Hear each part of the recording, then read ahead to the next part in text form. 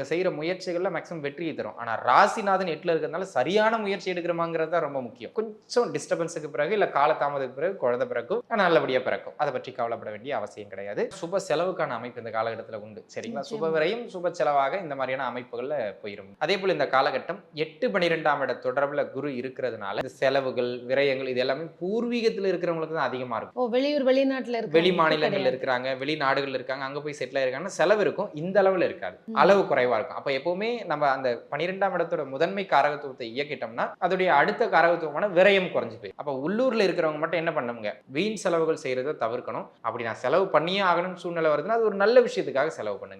ஒரு பொருளோ, ஒரு நகையோ அப்படி வாங்கி போறது. குறிப்பா இந்த விவசாயம் பண்றவங்களா இருக்கீங்கன்னா, சனி குரு பார்வையில இப்போதைக்கு இருக்கார். இரும்பு சம்பந்தமான தொழில், மோட்டார் சம்பந்தமான தொழில், விவசாயம் சம்பந்தமான தொழில். அன்னன்னைக்கு ஒரு பொருளை வியாபாரம் பண்ணி அன்னைக்கு அதை காலி பண்ணிடணும். அதற்கு சிறப்பான அமைப்பு. சரி, தொழில் செய்யறவங்களுக்கு எப்படி போகும்? 10ஆம் இடத்திற்கு லாபஸ்தானத்துல குரு இருக்கார். இது ஒரு அற்புதமான நிலைப்பாடு. ஆனா அந்த 10 சனி பார்க்கிறாருங்கிறத மறந்துடக்கூடாது. தொழில லிமிட்டுக்குள்ள வளர்ச்சியை வெளியில சொல்லக்கூடாது. சொன்னீங்கன்னா வளர்ச்சி குறையும். 2வது பொருளாதார ரீதியா இது பரவாயில்லைங்கிற அமைப்பு. ஆனா சூப்பரான அமைப்பு கிடையாது.